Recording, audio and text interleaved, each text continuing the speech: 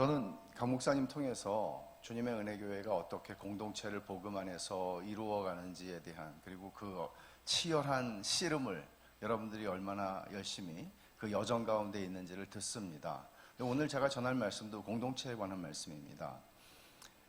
예수님께서 십자가에서 죽으신 것은 공동체를 세우기 위해서였습니다. 우리는 보통 이렇게 이해를 합니다. 예수님께서 나의 죄를 위해서 십자가에서 죽으셨어 라고 이해하지만 그것은 사실 절반의 진리입니다. 예수님께서는 우리의 죄를 위해서 십자가에서 죽으셔서 교회를 세우셨습니다. 예수님께서 십자가를 지시기 전에 요한복음 17장에 뭐라고 기도하셨는지 여러분 기억하십니까? 아버지께서 내 안에 내가 아버지 안에 있는 것 같이 저들도 다 하나가 되어 우리 안에 삼위 하나님 안에 있게 하사 아버지께서 나를 보내신 것을 세상이 믿게 해달라고 기도하십니다. 삼위 하나님의 하나 되심과 같은 공동체가 이 땅에 세워지는 것. 그래서 사도행전 20장에서는 바울이 에베소 장로들을 향해서 이렇게 말하죠. 하나님이 자기 피로 사신 교회라고요. 그러니까 예수님께서 십자가에서 죽으신 것은 교회를 세우기 위해서였다라고 말하는 것은 지극히 성경적이고 합당하죠. 그렇다면 우리는 이런 생각을 할 수 있습니다. 교회가 그렇게 예수님께서 피 흘려 죽으실 만큼 가치 있는 거야? 주님이 우리 되게 하시려고 십자가에서 죽으신 거야? 그 일을 위해서 성부 하나님께서 그 아들을 이 땅에 보내신 거야? 그리고 성령께서 하나 되게 하신 것을 힘써 지키라고? 그래서 보혜사 성령을 우리에게 주신 거야? 우리는 이런 생각들을 할 수 있습니다. 그렇습니다. 예수님께서는 교회를 세우시기 위해서 죽으셨고 교회가 되라고 성령님을 보내셨습니다. 오늘 저는 그런 전제에서 말씀을 전하려고 합니다. 우리는 다 이 공동체가 그냥 되는 거 아니죠. 우리는 다 수치심과 두려움이라고 하는 존재적인 불편함, 존재적인 장애물을 가지고 있습니다. 이것은 반드시 내가 어떤 사회생활을 하고 누군가와 관계를 맺고 하기 전에 우리 모두에게, 인간이기 때문에 우리에게 존재하는 것들입니다. 예수님께서 우리의 죄를 사하셨다고 하더라도 우리는 일생을 결국 이 씨름을 하게 되어 있습니다. 우리의 구원이 완성되는 날까지요.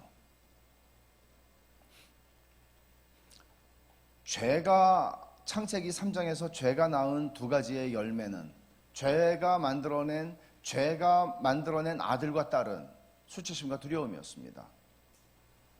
아담과 하와가 범죄하자마자 그들은 벌거벗었으나 부끄러워하지 않았다고 말한 창세기 2장 25절을 뒤집는 일이 일어납니다. 그들은 수치감을 느꼈습니다. 아무도 없었는데요. 하나님과 그 둘밖에 없었는데요. 그들은 수치심이 찾아온 것을 느낍니다. 즉각적이었습니다. 그리고 하나님께서 찾으시자 아담은 이렇게 말합니다. 두려워서 숨었다고. 두려움이 찾아왔습니다. 그러니까 수치심과 두려움이라고 하는 것은 창조의 본래적 하나님이 의도하신 것은 아니었다는 얘기를 하는 것이죠. 우리들에게 찾아온 것입니다. 죄가 가져온 것이고 예수님께서는 십자가에서 죽으셔서 공동체를 세우시려고 하셨다면 그 공동체를 파괴하는 수치심과 두려움의 문제를, 죄가 만들어낸 그 열매들을 제거하시는 일을 하신 것이죠. 십자가에서.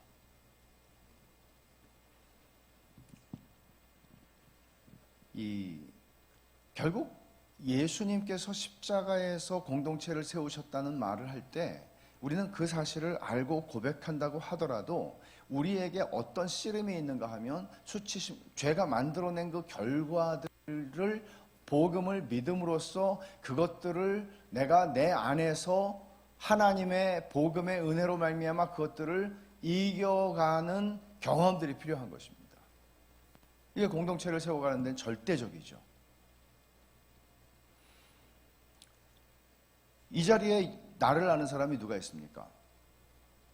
여러분들이 주님의 은혜교회에서 몇 년 동안 신앙생활을 했느냐와 상관없이, 물론 오래됐으면 오래됐을수록 나를 아는 사람들이 많아야 되는 게 정상이죠. 근데 진짜 나를 아는 사람이 누가 있나요? 여러분들은 교회에서 정말 자기 자신이 얼만큼 될 수 있으신가요? 우리가 보통은 집에서는 자기 자신이 될 수 있죠. 집에서까지 내가 어떻게 피곤하게 그렇게 살아요. 근데 교회 와서도 여러분들은 자기 자신이 되실 수 있나요? 이런 자유함이라고 하는 것은 어떤 것과 맞물려 있는 거죠? 수치심과 두려움의 문제죠. 누가 나를 진짜 알면 용납해 줄 수 있겠어요? 받아줄 수 있겠어요? 여전히 사랑할 수 있겠어요? 진짜 나를 알면. 이런 두려움들이 있는 겁니다. 그러니까 말하자면 죄가 만들어낸 것은 소외죠. 고독이죠. 고립이죠. 부부관계를 고립시켰고 소외시켰고 하나님으로부터 그들 자신들을 떼어냈고, 그들은 결국은 혼자서 살아가는 삶을 살아가기 시작한 건 죄가 찾아온 다음입니다. 아무도 편한 사람이 없어요. 나 말고는. 결혼을 해도 그래요. 자식도 그럴 수 있어요. 편한 사람이 없어요. 근데 여러분, 교회라고 하는 것이 우리가 뭐 같은 학교를 나왔어요, 같은 고향이에요, 같은 뭐 취미가 같아요. 그야말로 기질과 성향과 모든 것이 도무지. 그래서 어떤 D.A. 칼슨이 얘기했나? 자연적인 원수들이 모인 초자연적인 공동체라고. 이 왼수들이 여기서 만난 거예요. 왼수는 외나무다리에서 만나는 게 아니고 교회에서 만나요. 근데 친구가 돼요. 이게 복음이 우리 안에서 하는 일이에요. 근데 그렇게 되려면 결국은 수치심과 두려움이라고 하는 이 문제, 죄가 만들어낸 것을 예수 그리스도께서 어떻게 제거하셨는지를 우리는 복음 안에서 믿고 경험해야 되는 것이죠. 그래서 여러분들이 경험을 충분하고도 넘치도록 하셨겠지만, 교회 생활하시면서 일반적으로 보통의 교회에서는 그 고민을 하지 않습니다. 왜냐하면 우리는 거기까지 가야 된다고 믿지 않으니까요. 그냥 교회 와서 주일날 예배 점잖게 드리고 나가서 점심 맛있는 거 먹고 집에 가서 쉬면 되잖아요. 근데 복음을 통해서 하나님이 우리에게 요구하는 수준을 성경을 통해서 우리가 발견하게 되면 우린 그렇게 교회 생활할 수가 없죠. 우리는 예수님이 기도하신 대로 아버지가 내 안에 내가 아버지 안에 있는 것 같이 저들이 다 하나가 되어 우리 안에 있게 하사를 경험해야 된다는 걸 알아요. 주님이 그걸 위해서 기도하셨고, 기도하신 다음 날 십자가에서 그걸 위해서 죽으셨다는 걸 우리는 알아요. 근데 이제 수치심과 두려움의 문제가 이 공동체를 결속할 수 없도록 만드는 가장 큰 장애물인 거죠. 먼저 제가 수치심이 어떻게 공동체와 연결되는지를 커트 톰슨이라고 하는 사람의 말을 인용해서 말씀을 드리죠. 인용합니다. 수치심은 개인의 내면뿐만 아니라 개인과 개인 사이에 활발하게 그리고 의도적으로 작용한다. 수치심의 목표는 표적이 되는 조직을 와해시키는 것이고, 수치심의 힘은 교묘함과 침묵에 있으며, 수치심은 해당 조직이, 우리 교회가 문자 그대로 아수라장이 될 때까지 만족하지 않을 것이다. 그러니까 여러분 이거예요. 내 안에 나는 주님의 은혜교회 공동체 안에서 나는 그냥 한 사람이에요. 근데 내가 가지고 있는 내 안에 있는 수치심은 뭘 하나 하면 내 영혼을 파괴하는 게 아니고 공동체를 파괴하고 아수라장이 될 때까지 만족하지 않아요. 이게 죄성이에요. 이게 죄성이에요. 수치심은 그냥 수치심이 아니라, 수치심은 그저 나는 뭐 좀 자아가 약해 이런 게 아니라, 수치심은 죄성이에요. 그래서 공동체를 파괴합니다. 수치심은 이렇게 말하죠. 나 혼자 힘으로 해결할 수 있어야 돼. 내가 최선을 다하고 실수를 하거나 실수를 하더라도 누가 눈치채지 않게 실수를 넘겨야 돼. 나는 완벽해야 돼. 내가 이 공동체에서 받아들여지고 사람들에게 환영을 받으려면 나는 더 잘해야 돼. 드러나면 안 돼. 나의 연약함이 라고 얘기하죠. 안간 힘을 쓰면서 살아갑니다. 뭔가 들킬까 봐 두렵습니다. 결국은 거짓 자아를 형성하게 됩니다. 사람들이 아는 나와 진짜 나는 갭이 생기는 거죠. 두려움은 어떻습니까? 브레네 브라운은 이런 말을 합니다. 다른 사람들과 맺고 있는 진짜 유대 관계를 끊는 동시에 분파를 가르려는 충동을 조장하고 확대하는 핵심 변수를 하나를 들려면 나는 두려움이라고 말하겠다. 취약하다는 두려움, 상처받을지도 모른다는 두려움, 단절의 고통에서 비롯되는 두려움, 비난받고 실패할지 모른다는 두려움, 갈등을 꺼리는 두려움, 기대에 미치지 못한다는 두려움, 바로 이런 두려움이 공동체에서 분파를 조장하는 가장 큰 핵심 요인이다 라고 얘기합니다. 두려움도 결국은 수치심과 마찬가지로 공동체를 깨뜨리는 장애물이 되는 것이죠. 여러분 공감하지 않습니까? 취약하다는 두려움 있지 않습니까? 우리에게 또 상처받을지도 모른다는 두려움 때문에 우리는 나 자신이 되기가 두렵습니다. 여러 가지죠. 그러니까 수치심과 두려움은 사람들 앞에서 자기 자신이 될 수 없게 만들므로써 의도적으로 무의식적으로, 그러니까 의도적으로는 우리는 하는 것 같지는 않아요. 근데 무의식적으로 거짓 자아를 형성하게 돼요. 주님의 은혜교회의 지체들이 아는 나, 그 모습을 형성하게 될 수 있는 것이죠. 이거는 부자연스럽고 어색하고 피곤한 관계들이 만들어질 수 있는 기초가 됩니다.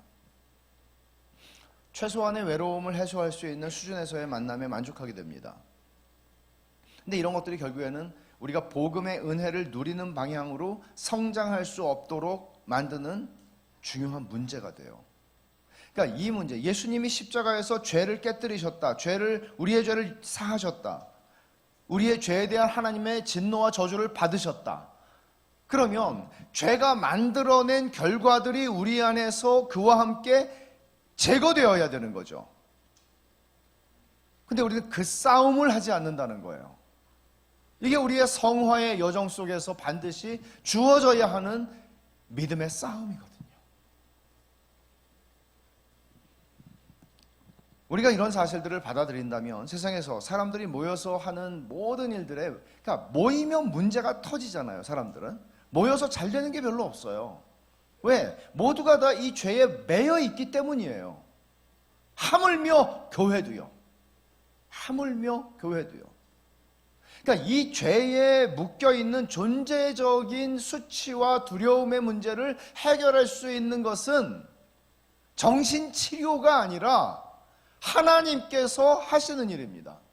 복음으로요. 다른 길은 없습니다. 커트 톰슨은 그래서 이런 말을 하죠. 우리는 우리가 품고 있는 비밀만큼이나 병들어 있다. 그러니까 우리가 병든 거는 얼만큼 병들었나 하면 사람들이 날 모르는 만큼 병들어 있는 거예요. 무시무시한 얘기잖아요. 무시무시한 얘기잖아요. 누가 나를 알아요? 그러니까 이런 숨겨져 있는 비밀의 영역이 우리에게는 얼만큼 있나 이런 생각들을 해보게 되는 거죠. 그럼 복음을 내가 믿는 건 맞는데, 복음을 믿고 하나님의 자녀가 됐고 나에겐 그 감격이 있는데, 그러면 어떻게 하라는 거야? 이제 이 부분을 우리는 고민을 좀 해야 되는 거예요. 예수님을 믿지만 사실은 이런 상태에 머물러 있는, 그러니까 말하자면 수치심과 두려움의 문제에 대해서 고민하지 않고 그냥 뭐 그런 거지 뭐 이렇게 생각을 하고 살아가는 경우가 너무나 많은 거죠. 그러다 보니 그런 결과가 뭔가 하면 피상적 교회들이에요. 피상적 교회들이에요. 아무도 나를 모르고 나도 아무도 몰라요.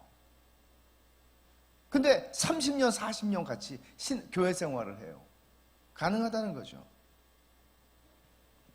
이것은 우리가 얼마나 복음에 대해서 무지한가를 드러내주는 것입니다. 오늘 우리가 읽은 이 야곱의 이야기는 너무나 유명한 얘기잖아요. 야곱이 씨름했던 이야기. 야곱이, 여러분이 아시다시피 야곱은, 제가 이 야곱의 스토리를 본문으로 들어가기보다는 거짓 자아가 형성되는 문제와 관련해서 이 본문을 좀 다루려고 생각을 하는데, 태어날 때부터 야곱은 쌍둥이로 이삭과 리브가의 쌍둥이 아들 중에 둘째로 태어났습니다. 우리가 다 알다시피 발 뒤꿈치 붙잡고 나왔어요. 그래서 발 뒤꿈치를 잡다라는 의미의 야곱이라는 이름을 붙여줬어요. 저는 근데 이 성경에서 이름과 구약 성경에서 이름과 그 사람의 정체성이 얼마나 깊이 연관되는지 여러분 아시죠? 그래서 하나님께서는 종종 이름을 바꿔주시기도 하십니다. 그런데 이삭이 이런 이름을 아들에게 형 뒤꿈치를 잡고 나왔다고 그래서 이런 이름을 붙여줬다는 게 이거 야곱의 호적 이름이 맞나? 왜냐하면 이 야곱 이게 발 뒤꿈치를 잡았다는 게 우리는 뭐 잡았나 보다 그러지만 이 히브리 사람들에게는 이거는 사기꾼이라는 뜻이거든요. 설마 아버지가 이런 이름을 져줬을까? 그러니까 나발 같은 사람을 봐도 설마 나발 아버지가 나발이라고 미련한 놈. 딱 태어나서 보니까 얘가 좀 미련해 보여요. 그 미련한 놈, 미련 이렇게 그럴 것 같지는 않은데. 그러니까 어떤 사람은 이 현대어로 이 야곱이라는 이름을 고쳐서 이렇게 표현했어요. 야바위꾼, 밥맛 없는 사람, 카드 사기꾼. 그러니까 속이다, 배반하다, 뒤통수 치다. 우리말로 하면 아마 뒤통수 치다 같아요. 이런 말로 뒤통수 치기 전문범. 이렇게 아들 이름을 지어줄 아버지가 어디 있겠어요? 여튼 야곱은 자기의 이름에 걸맞는 삶을 살아가는 걸 성경은 보여줍니다. 늘 경쟁하고 이겨먹으려고 하죠. 수단과 방법을 가리지 않습니다. 이게 야곱입니다. 그래서 형의 장자권을 팥죽 한 그릇으로 빼앗은 뒤에 아버지 이삭을 속여서 장자의 축복을 가로챕니다. 이 일로 인해서 그는 멀리 외삼촌 라반이 사는 곳으로 바다나람으로 도망을 가게 되죠. 그리고는 생각지 않게 엄마가 기별을 하면 가야 되는데 생각지 않게 그 인생의 20년이라는 세월을 보내게 되고 엄마와는 영영 이별을 하게 되죠. 그를 그렇게 사랑했던 엄마와. 그리고는 고향으로 돌아가라는 하나님의 말씀을 듣고 그는 이제 많은 자식들, 아내들을 데리고 고향으로 돌아가게 되는데 그의 머릿속에 염려가 되는 게 하나가 있죠. 20년 동안 풀리지 않는, 왜 그가 도망갔어요? 형 에서 때문에. 근데 에서가 뭐 그 정도 소식 정도는 들을 수도 있었으리라 짐작할 수 있는데 에서가 너에 대한 원한을 풀지 않고 있다. 그래 어떻게 돌아가겠어요? 근데 하나님이 돌아가라 그러니까 안 돌아갈 수는 없어요. 그래서 갑니다. 그리고는 자기의 소유와 가족들을 먼저 다 보내요. 그리고 소식을 듣죠. 형이 400명의 장정을 데리고 자기를 지금 맞으러 나왔다고. 맞으러 나온 건지 죽이려고 나온 건지 알 수가 없어요. 그 속을. 두렵죠. 그는 혼자 남습니다. 그 칠흑 같은 밤에 누군가가 그의 어깨를 뒤에서 확 잡는데 누구라고 생각했을까요? 형이 보낸 자객. 밤새 싸웠습니다. 알고 보니 형이 보낸 자객이 아니라 하나님이었습니다. 하나님이 사람의 형상으로 오셔서 그와 밤새 씨름을 했습니다. 야곱은 어떤 사람입니까? 경쟁하는 사람이고 싸우는 사람입니다. 그에게 이것은 생소한 일이 아니었습니다. 그는 이기고 싶었습니다. 근데 허벅지 관절을 쳤습니다. 하나님께서. 그는 이후로 불구자가 됩니다. 일생을 지팡이를 짚어야 하는 사람이 됩니다. 말하자면 허벅지 관절을 쳤다는 것은 어떤 의미에서는 야곱이 자기의 힘을 믿고 지금 씨름을 하고 있는데, 여러분 허벅지 관절이 나갔는데 유도를 하는 사람이, 레슬링을 하는 사람이 어떻게 하겠어요? 그는 붙잡을 수밖에 없습니다. 손으로 그냥 매달릴 수밖에 없습니다. 그리고는 말하죠. 나를 축복하지 않으면 못 간다고. 감을 잡은 것 같아요. 이분이 누구라는 거를. 그리고는 그는 축복하지 않으면 못 간다고. 그러자 물어요. 너 이름 뭐니? 야곱입니다. 나 사기치고 살았고 뒤통수 치고 살았습니다. 근데 하나님 그러세요. 이제부터는 이스라엘이야. 네가 하나님과 겨루어 싸워. 이게 그냥 하나님과 싸우다예요. 근데 이름을 설명을 해줘. 의미를 설명해 주세요. 너 하나님과 싸워서 이겼고 사람과 싸워서 이긴 거야. 너 이긴 사람이야. 더 이상 싸울 사람 없어. 너 평생 싸우고 살았지? 보면은 내가 한번 해봐야지. 속이더라도 어떻게 해봐야지. 싸울 사람 없어. 네가 나 이겼어. 여러분, 에베레스트산 봉우리가 많다는데 그 봉우리 다 정복한 사람이 남산에 올라가고 싶겠어요? 남산을 한번 정복하고 싶겠어요? 넌 날 이겼어. 하나님이 져 주시는 거죠. 야곱은 새로운 정체성을 얻어요. 근데 놀라운 건 성경의 그 이후, 우리가 읽은 이 말씀 이후 다시는 야곱이라고 부르지 말고 그랬는데 야곱이라고 나와요, 계속. 그리고 야곱같이 살아요. 새로운 정체성을 하나님이 나에게 주셨는데, 댄 알랜더라고 하는 사람이 이렇게 말하죠. 두 이름 사이에 끼어 사는 삶을 살았다고. 이게 우리의 모습하고 너무 비슷하지 않아요?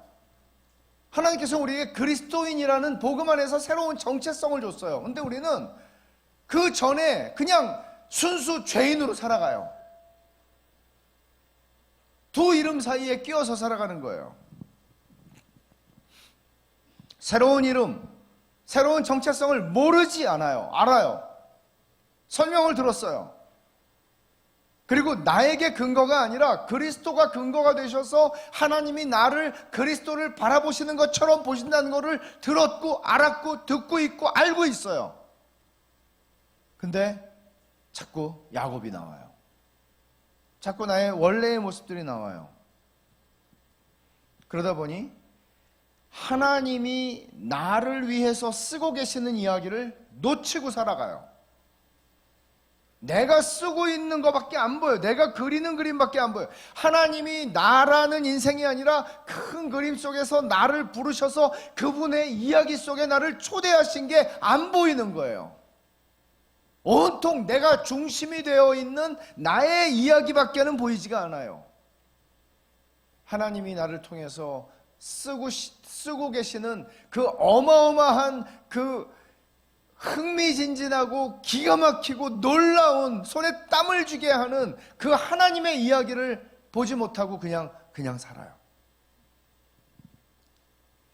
야곱의 이야기가 보여주는 이 두 이름 사이에 끼어 있는 삶은 우리 그리스도인들이 살아가는 삶의 긴장을 굉장히 잘 보여주는 이야기입니다. 어떤 시사점이 있을까요? 쌍둥이로 태어났어요. 장자가 아니라는 게 늘 억울했을 거예요, 이 사람은. 그거 한 끗 차이인데 장자가 아니에요. 그래서 형을 속였어요. 아버지의 축복을 가로챘어요. 아버지도 그때 물었죠. 뭔가 찜찜해. 눈은 잘 안 보이지만 얘가 에서 같지는 않아요. 근데 또 함부로 너 에서 아니잖아 이렇게 말할 확신도 없어요. 그래서 너 누구냐? 아버지의 맏아들 에서로서이다 이렇게 대답을 하잖아요. 거짓 자아예요, 이거는. 우리 이렇게 살아갈 수 있어요. 뭔가 자기 자신으로 살기에는 부족하다는 느낌. 나는 이만큼은 돼야 될 것 같은데, 내가 생각하는 나는 이만큼은 돼야 되는데, 대단한 건 아니에요. 이만큼은 돼야 될 것 같은데 그렇지 않아요. 야곱은 아마 그런 느낌들에서 자유롭지 않았을 겁니다. 우리들도 그런 느낌들을 알지 않습니까? 그는 형 에서처럼 좀 사냥도 하고 뭔가 좀 남성다운 뭔가 그냥 그 마초 막 이런 거를 하고 싶은데 자기는 안 돼요. 그것도 신경질 나. 모세가 자기에 대해서 쓴 게 기분이 나쁠 수도 있어요. 집안에서 조용한 사람이라고. 내가 딸인가? 이럴 거 아니에요. 그는 강한 척하기를 원했고 더 똑똑한 척하고 더 괜찮은 사람으로 보이고 싶었을지 몰라요. 이런 것들이 거짓 자라는 거죠. 죄가 가져온 수치심은 난 부족해. 난 뭔가 문제가 있어. 난 하찮은 사람이잖아. 이런 생각들이 우리의 거짓 자아를 형성하게 되는 겁니다. 거짓 자아를 형성해서 자기의 약함을 가리는 방식으로 나타나게 돼요. 이렇게 살려면요, 감정적 에너지가 무지막지하게 필요해요. 그래서 이런 거죠. 교회 갔다 오잖아요. 말도 못하게 피곤해요. 너무 좋아. 집이 좋아. 근데 교회를 오면 너무 좋아. 이러면 이제 그만큼 여러분들이 자유함을 경험하고 계시는 거예요, 사실은. 그러니까 수양회 같은 거 가면 아주 질색이죠. 주일날 내가 3시간 간신히 참고 사는데 3박 4일을. 거짓 자아는 우리의 에너지, 감정적 에너지를 말도 못하게 많이 뺏어가요. 다른 걸 할 수가 없어요. 그러니까 여기서 사람들이 나를 어떻게 보고 있을까가 중요한 거예요. 왜냐하면 거짓 자아를 내가 의식적으로 만들어낸 거 아닐지라도 무의식적으로 만들어내도 그 모습으로 사람들이 날 봐주기를 바라는데, 혹시라도 나의 이 진짜 부족한 모습을 사람들이 아는 건 아니야? 내가 혹시 실수를 한 건 없나? 오늘 밥 먹으면서 내가 한 말이 정체를 드러낸 거 아니야? 집에 가서 곱씹는 거예요. 안식이 없죠. 주님은 내게로 오라고 말씀하시는데, 내가 쉼을 주겠다고 하시는데 안식이 없죠. 안식이 없을 뿐만 아니라 결속을 경험할 수가 없어요. 사람과 사람 사이에 진정한 결속을 경험할 수가 없어요. 친한 것 같지만 아무도 날 모르니까. 이런 상태에서 우리가 복음이 없이 결혼을 해서 해결되지 않아요. 왜냐하면 우리가 복음이 없이 결혼을 하게 되면 창세기 2장 25절에 두 사람이 벌거벗었는데 부끄럽지 않다 하는 그런 관계가 아니라, 사실은 무화과 나뭇잎을 따다가 자신을 가려야 하는 결혼 생활을 하게 돼요. 자식을 낳아도 마찬가지예요. 그러니까 복음이 없기 때문에 얼마나 많은 가정들이 망가지고 무너지고 고통을 경험하고 있고, 거기서 자라나는 아이들이 힘들고, 뿐만 아니라 복음을 접했다고 하는, 예수님을 믿는다고 하는 신자들의 가정도 얼마나 많은 고통을 겪고 있습니까? 뭐죠? 우리가 가정에 대한 인간관계의 스킬을 좀 더 연마하고 배우고 정신적인 치료를 받고 이런 문제가 아니라, 본질적으로는 그런 것들이 필요할 수도 있어요. 그렇지만 본질적으로는 복음 밖에는 이 죄가 가져온 수치심과 두려움의 문제를 해결할 수 있는 게 없단 말이에요. 그래서 교회가 소망인 거예요. 왜? 복음이라는 게 그런 거야 라고 말만 하는 게 아니라, 교회라는 공동체는 그거를 이 세상 앞에 보여줄 수 있는 증명서니까. 여기서는 그걸 우리는 경험해. 진짜 내가 나 자신이 될 수 있어. 완벽한 의미에서 되지 못할 거예요. 우리의 성화가 끝나는 것은 죽음과 함께 끝나니까, 완성이 되니까요. 그러나 그것을 이 세상이 절대로 흉내도 낼 수 없는, 아무리 노력해도 만들어낼 수 없는, 전 국민이 정신치료를 받는다고 해도 이룰 수 없는 그 공동체를 복음은 만들어냅니다. 말도 못하게 기쁜 일이죠. 주님은 왜 내 아버지의 뜻대로 행하는 사람들이 내 어머니요 자매요 모친이라고 내 형제요 자매요 어머니라고 말씀하셨을까요? 그냥 하는 말이 아닌 거죠. 그러니까 이 수치심은 우리를 끊어내는 역할을 해요. 고립시키는. 근데 여러분, 죄책감을 한번 비교해서 생각해 보세요. 죄책감은요, 결국은 내가 저 사람한테 큰 잘못을 했는데, 그러면 괴로워하죠. 죄책감 때문에 힘들죠. 그리고 다가서야 하나, 씨름을 하다가 결국에는 나를 용서해 주시겠어요? 라고 말한다면 그거는 오히려 우리를 결속시키는 역할을 해요. 죄책감이라는 거는. 근데 수치심은요, 나를 물러서게 해요. 죄책감은 다가설 수 있게 만든다면, 수치심의 결과는 어떤 과정이든 간에 수치심은 나를 더 고립시키고 나를 더 떼어내는 역할을 한단 말이에요. 그래서 더 심각한 문제예요, 이것은. 그럼 복음은 여기서 뭘 하는 걸까요? 복음은 우리에게 그리스도 안에서 새로운 정체성을 줘요. 새로운 이름을 줘요. 넌 하나님의 진노밖에는 받을 게 없는, 하나님이 너를 보면 분노하시는 존재야. 이런 나의 정체성으로부터 하나님이 널 보면 너의 존재 자체가 너무나 사랑스러워. 그러니까 우리로서는 도저히 믿어지지 않는 이야기인 거죠. 저는 애들을 낳아서 기를 땐 몰랐는데 손주를 보니까 주님이 나를 이렇게 보시나? 울어도 예쁘기가 짝이 없고 잠을 안 자도 예쁘기가 짝이 없고 무슨 짓을 하겠어요. 걔가 100일 이제 100일인데 너는 존재 자체가 기쁨이다. 근데 어디서 들어본 소리예요. 주님이 성경에서 우리한테 하시는 말씀이에요, 그게. 그래서 제가 그러죠. 야, 네가 얼마나 기쁜 존재인지 너 아냐? 할아버지한테 네가 얼마나 기쁜 존재인지 너 아냐? 제발 좀 알아라. 알려주고 싶잖아요. 근데 우리도 못 알아들어. 우리도 못 알아들어요. 반복해서 말씀을 하시는데 잘 못 알아들어요.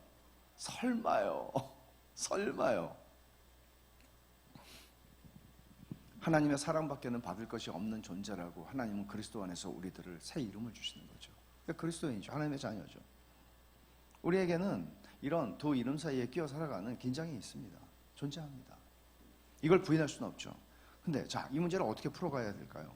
우리가 자기 자신에 대해서 만족하지 못하고 부족하다고 느끼고 수치감을 느낀다면 그것은 우리의 취약성 때문에 생기는 문제는 아니에요. 내가 가진 부족함이라는 부족한 어떤 것 때문에 생기는 문제가 아니에요. 왜냐하면 태초에 하나님이 우리를 부족하게 지으셨기 때문에 그래요. 태초에 하나님은 우리를 약하게 지으셨어요. 태초에 하나님은 우리를 취약한 존재로 지으셨어요. 그게 벌거벗은 존재였다는 얘기입니다. 여러분, 벌거벗은 존재라는 거는 어떤 의미예요? 지나가다가 나뭇가지에 스쳐도 긁힐 수 있잖아요. 무방비라고요. 누군가가 나를 대적하거나 나를 공격하면 우리가 좀 주님께서 우리를 지으실 때 좀 거북이 등 같은 껍질을 좀, 피부를 좀 주셨으면 얼마나 좋을까요? 상처받지 않을 수 있는. 어디 저 아프리카 어디 섬에 있는 이따만한 거북이 등 같은 거. 얼굴도 그냥 거북이 등으로. 얼마나 좋겠어요. 때려봐. 네 손만 아프지.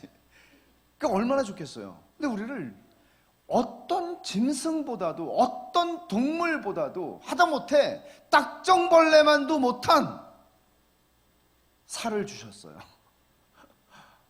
너무 취약하게 지으셨어요. 태초에 하나님이 사람을 취약하게 지으셨느니라. 근데 우린 취약한 게 싫죠. 왜? 취약한 게 싫지 않았어요. 처음에 문제가 되지 않았어요. 취약한 거하고 수치하고는 아무 상관이 없었어요. 취약한 것과 두려움은 아무 상관이 없었어요. 죄를 짓자 취약함이 수치심과 두려움을 실어 나르는 도구가 된 거예요. 죄를 짓자. 하나님이 우리를 취약한 존재로 지으신 이유가 뭘까요? 우리는 취약하기 때문에 하나님을 의존해서 살아가야만 해요. 우리 취약하기 때문에 하나님이 우리를 당신이 공동체로 계시듯 우리를 공동체로 창조하셨어요. 그리고 남편과 아내가 서로를 의존하여 살아가도록 만드셨어요. 왜? 취약하니까. 난 네가 필요해. 주님, 저는 주님이 필요해요. 이런 존재로 창조하셨어요.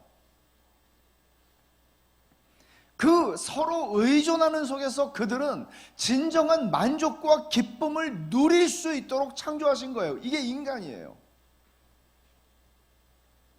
그런데 죄는 이 서로 의존함으로써 누릴 수 있는 기쁨과 만족과 행복을 무너뜨린 거죠. 그 다음에 우리가 추구하게 된 행복과 만족과 기쁨은 뭔가 하면 나 홀로 하는 행위 속에서입니다. 나 홀로 하는 행위 속에서요.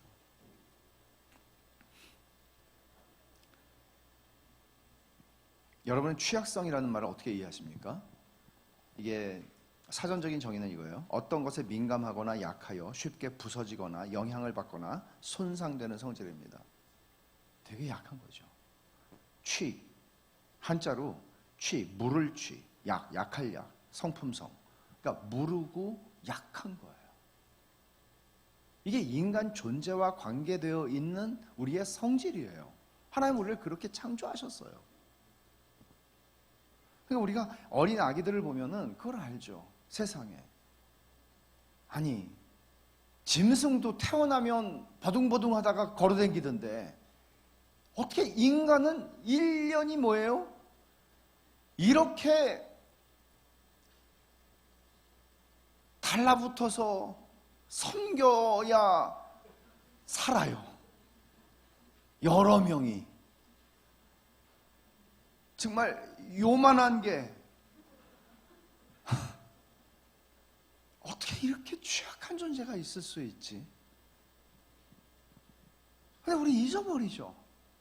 아닌 것 같이 살아요. 처음부터 우리는 대단한 것처럼 거짓 자아를 만들어내면서 살아요. 그러니까 취약성이라고 하는 것을 브레네 브라운이 이렇게 말하죠.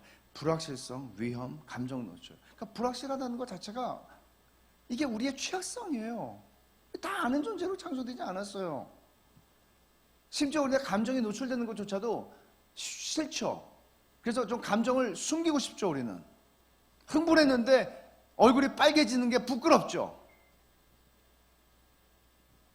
이런 우리는 이 안전지대를 나름대로 형성하고 싶어하는 거죠. 안전지대를 벗어나게 만들거나 내 통제력을 느슨하게 만들거나 하는 게 나는 되게 불쾌하고 불안한 거죠. 들키는 것 같은 거죠. 그러니까 거짓자와로 관계를 맺고 적당히 맺는 게 필요하다는 나름의 생각을 가지고 살아가는 겁니다. 여러분이 여기까지 들으셨다면 본래 취약성이 문제가 아니고 내가 가지고 있는 약함, 내가 가지고 있는 부족함, 내가 느끼는 나는 이거가 아니었으면 좋겠어라고 생각하는 그런 것들이 복음 안에서 하나님이 나를 좀 이 문제를 해결해 주셨으면 좋겠어라고 생각을 하지만 복음은 그 문제를 해결하지 않아요. 우리가 생각하는 난 좀 더 똑똑한 사람이, 예수 믿었는데 주님도 똑똑한 사람 되게 해주세요. 예수 믿으니까 저는 좀 강한 사람이 되게 해주세요. 그렇게 되지 않아요. 복음이 우리 안에서 하는 일은 뭔가 하면 우리가 가지고 있는 취약성 자체를 제거하는 것이 아니라, 그리고 강함을 만들어주는 것이 아니라, 우리를 강철 갑옷을 만들어주는 게 아니라 취약성이 만들어내는 연결되는 수치심과 두려움을 취약성과 분리시키는 거죠. 그건 너하고 아무 상관없어. 하나님께서 너를 너무나 기뻐하셔 라고 얘기하는 겁니다. 그래서 우리는 복음을 경험한다라고 말할 때, 복음을 머리로 이해하는 것도 있잖아요. 근데 복음을 경험한다고 그럴 때 우리는 굉장히 감격하게 돼요. 왜냐하면 세상에서 어떤 존재도 나를 이런 방식으로 이렇게 온전하게 있는 모습 그대로 받아들여 준 것을 경험하지 못했는데, 하나님이 예수님 안에서 나를 그렇게 용납하시고 사랑하시고 받아주시는 걸 경험하는 거니까. 그게 복음을 경험하는 거니까. 밋밋하지 않죠. 그리고는 지금까지 내가 나의 거짓 자아를 형성하기 위해서 쏟아온 감정적 에너지를 내려놓을 수 있는 거죠.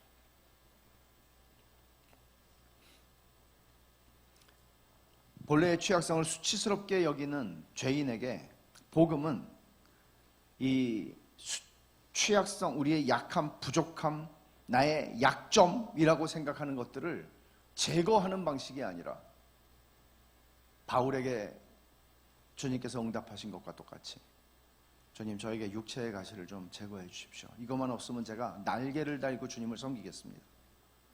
그 육체의 가시가 뭔지 우리는 정확히 알 수는 없지만 분명한 건 바울이 느끼는 자신의 치명적인 약점이었을 겁니다. 근데 하나님 그걸 놔두세요. 그리고 말씀하시죠. 내 은혜가 너에게 족하다. 네가 약할 그때에 내가 강하다. 말씀하시죠. 네 약함은 내 능력이 드러나는 조건이야. 너의 약함은 나를 영화롭게 할 수 있는 조건이야.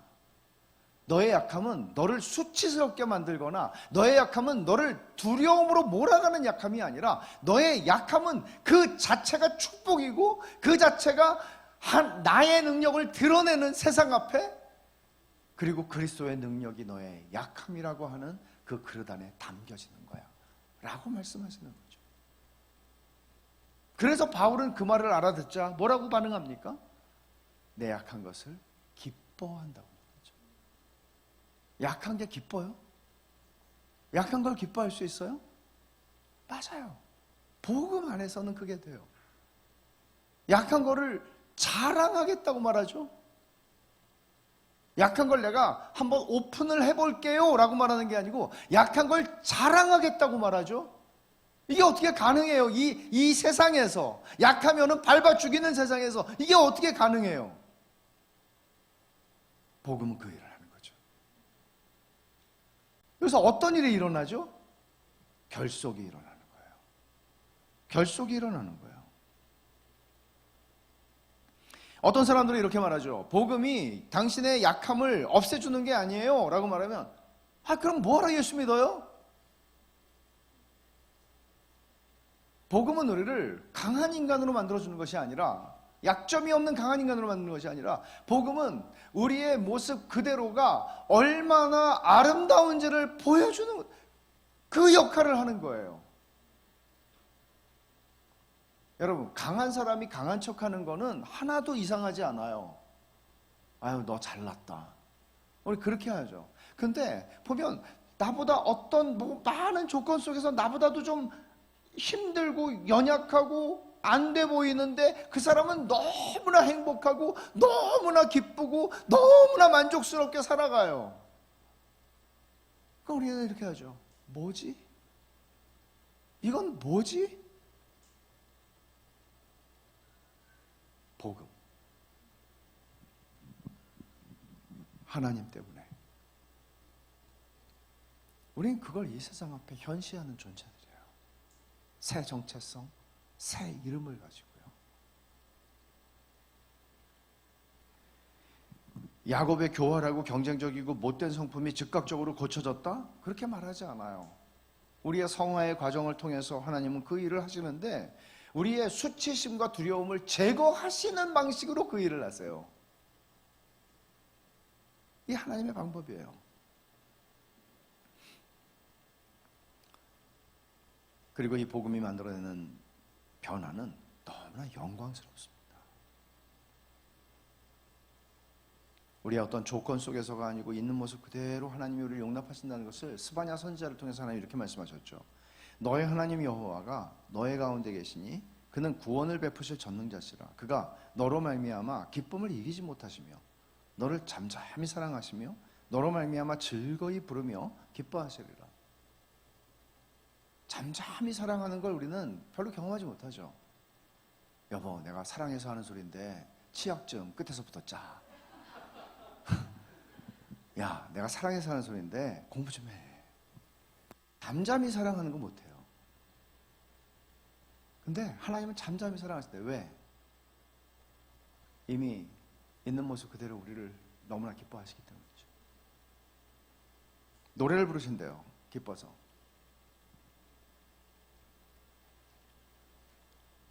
우리가 기쁨을 드리고 싶어하는 그 궁극적인 가장 높으신 하나님께서, 내가 하나님의 기쁨이 되고 싶어하는 그분께서 나보고 뭐라고 그러시냐면, 너 때문에 내가 기뻐서 못 견디겠다. 하나님 그렇게 말씀을 하세요. 감당할 수 없이 영광스러운 이야기죠. 우리의 존재가 하나님 앞에서 얼마나 의롭고 사랑스럽고 기쁨이 되는 존재인지를 복음은 우리에게 말하지만 사탄은 쉬지 않고 율법을 이용해서, 율법을 악용해서 우리의 수치심과 두려움을 자극합니다. 야, 너 이거밖에 못하냐? 야, 너 목사가 돼가지고 너희 교인들이 알면 넌 쫓겨나겠다. 실망하게. 네 설교에 누가 은혜 받겠냐? 관둬라, 관둬. 끊임없이 율법을 이용해서 사탄은 우리의 수치심과 두려움을 자극합니다. 예외가 없습니다. 네가 이따위로 살면서 하나님의 자녀라고 말할 자격이 없어. 너같이 못난 존재는, 너같이 쓸모없는 존재는 없어 라고 말하는 거죠. 그 수치심은 우리 안에 있는 기쁨을, 복음이 만들어낸 기쁨을 질식시킵니다. 거기서 끝나지 않죠. 내가 공동체를 와해시키는 존재가 될 때까지 만족하지 않습니다. 이 죄성을 사탄이 그렇게 사용하는 겁니다. 그래서 수치심과 율법주의는 베스트 프렌드입니다. 수치심과 율법주의는 베스트 프렌드예요. 수치심은 우리가 우리의 문제를 혼자 힘으로 해결할 수 있어야 된다고 말하죠. 완벽해야 한다고 말하죠. 율법주의가 주는 나쁜 효과입니다. 복음은 다르게 말해요. 복음은 이렇게 말합니다. 하나님께서 복음을 통해서 이렇게 말하는 거죠. 난 너를 바라보고 있는 게 참 기쁘다. 너 같이 있는 게 너무 좋아. 네 존재가 나에게 얼마나 큰 기쁨이 되는지 네가 알았으면 좋겠다. 복음은 이렇게 말합니다. 그래서 이사야 62장에 보면 헵시바다, 뷸라다 이런 얘기들이 나오잖아요. 뭐예요? 나의 기쁨이 그녀에게 있다. 하나님은 이런 이름들을 통해서 우리에게 끊임없이 복음의 메시지를 전달해 주시는 거예요. 나의 기쁨이 너에게 있는데 너는 그걸 혹시 알고 있니? 얼만큼? 너 결혼한 여자야. 나하고 알고 있니? 라고 물어보시는 거죠. 가정에 한번 비유해 보죠. 자녀가 내가 엄마 아빠의 사랑을 받으려면 절대로 실수하면 안 돼. 최선을 다해 살아야 돼.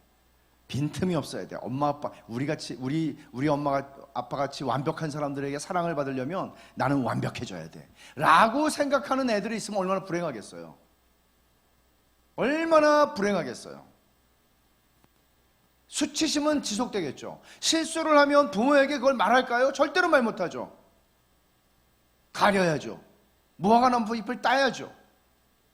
그러나 이런 가정이 있다고 한번 생각해 보십시오. 부모가 자녀에게 하는 말이 늘 이런 말이에요. 너 엄마 아빠가 너를 얼마나 사랑하는지 알고 있니? 그냥 너는 존재 자체가 우리의 기쁨이야. 이런 이야기를 듣는다고 생각을 해보십시오. 그들은 실수하고 잘못했을 때 어떻게 할까요? 그걸 가릴까요? 그것을 오픈할 수 없을까요? 엄마, 사실은 이런 일이 있었어요. 아빠, 사실은 나 이런 일로 넘어졌어요. It's okay. It's okay. 그게 아무 문제가 없어. 내가 너를 사랑하는 데는. 이게 복음적 메시지인 거예요. 우리는 우리의 연약함을 드러내는 것을 배우게 되는 거예요. 그것이 수치심과 연결되고 버림받을 것에 대한, 부모가 나를 덜 사랑할 것에 대한 두려움으로 연결되지 않게 되는 것이죠. 이런 면에서 교회는 최고의 가정 공동체입니다. 좋은 소식을 하나 더 말씀을 드리고 마치려고 그래요. 예수님도 취약성을 가진 인간으로 오셨어요. 성육신 하셨을 때. 예수님은 건장한 남성 성인으로 오신 게 아니라 우리와 똑같은 취약한 존재, 엄마 아빠가 돌보아주지 않았으면 죽을 수밖에 없는 연약한 인간 베이비로 오셨어요. 상상할 수도 없는 이야기죠. 그리고 예수님은 죽으실 때 그 어떤 인간보다도 취약한 존재로 죽으셨어요.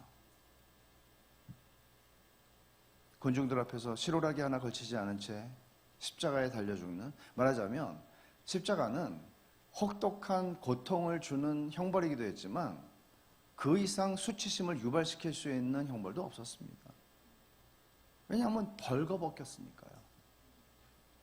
성인이 우리가 보는 보통의 그림과는 달리 최고의 수치심과 최고의 두려움을 가중시키는 형벌이었습니다. 주님은 그렇게 군중들 앞에서 취약한 존재로 완전히 벌거벗겨져서 죽으셨습니다.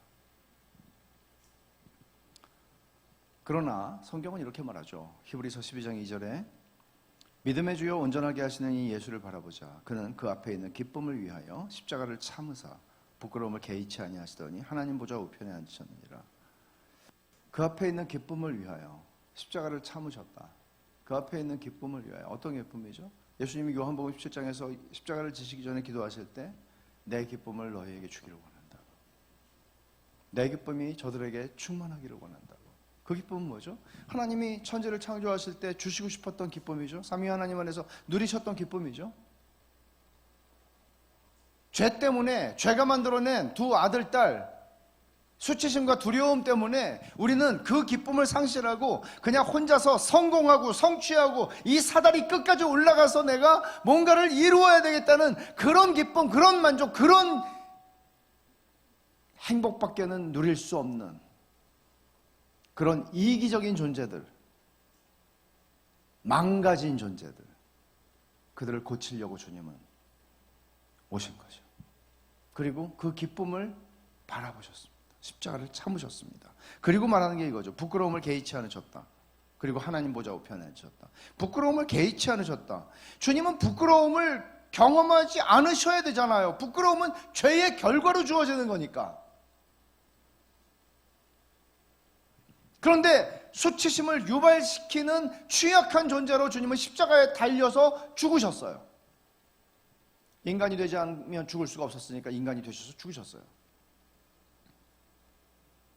근데 여기서 부끄러움을 개의치 않았다는 이 말을 헬라어 사전에서 찾아보면 개의치 않았다.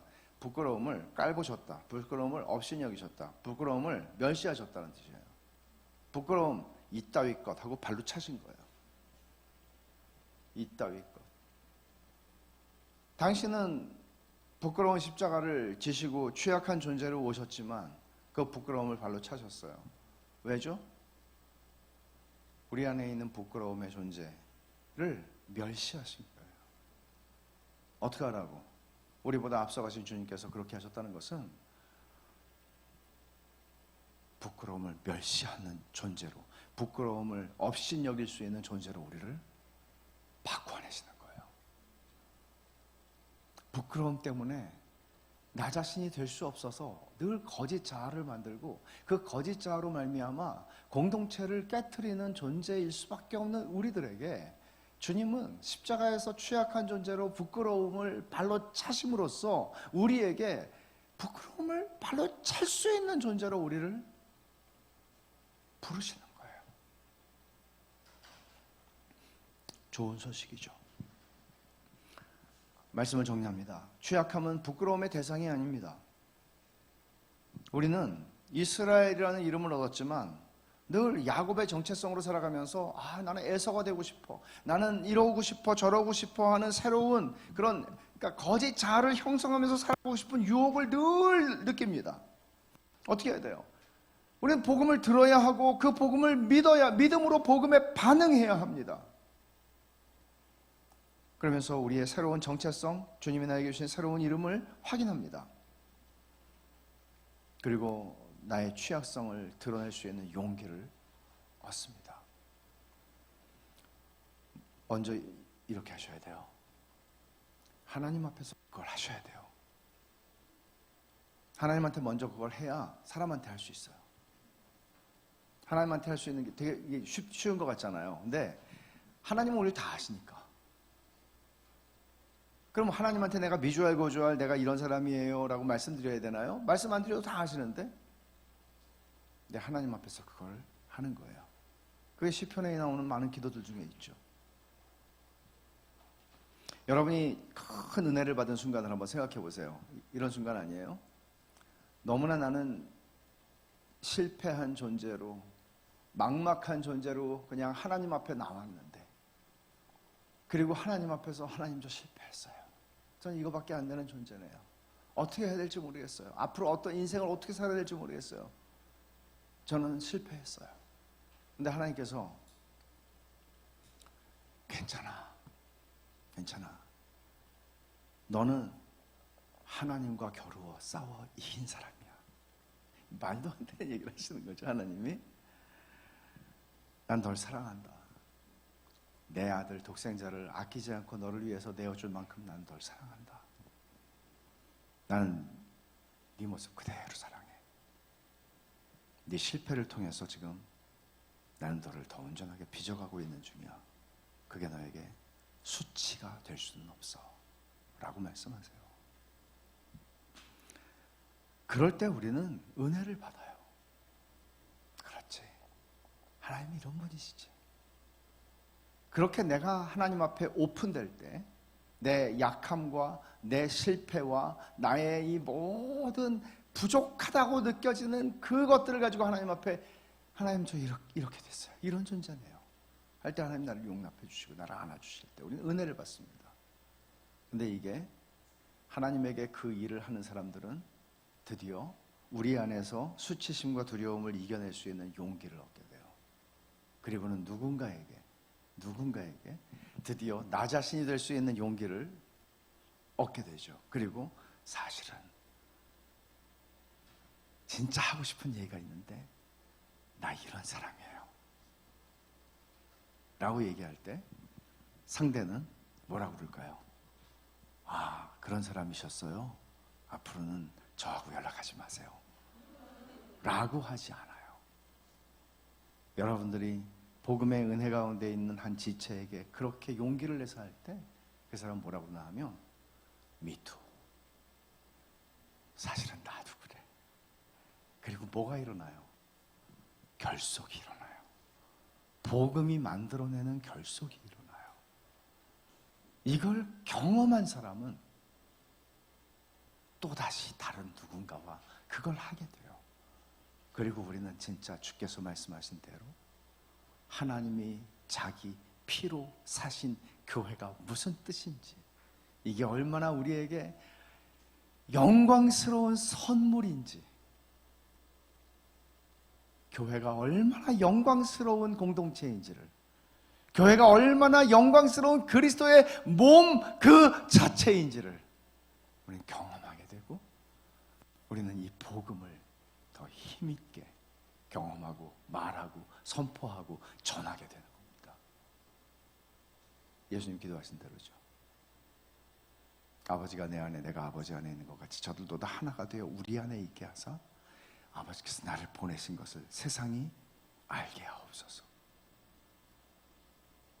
이게 교회입니다. 그리고 그리스도께서는 죄가 만들어낸 수치심과 두려움을 이렇게 해결하십니다. 같이 기도하십시다.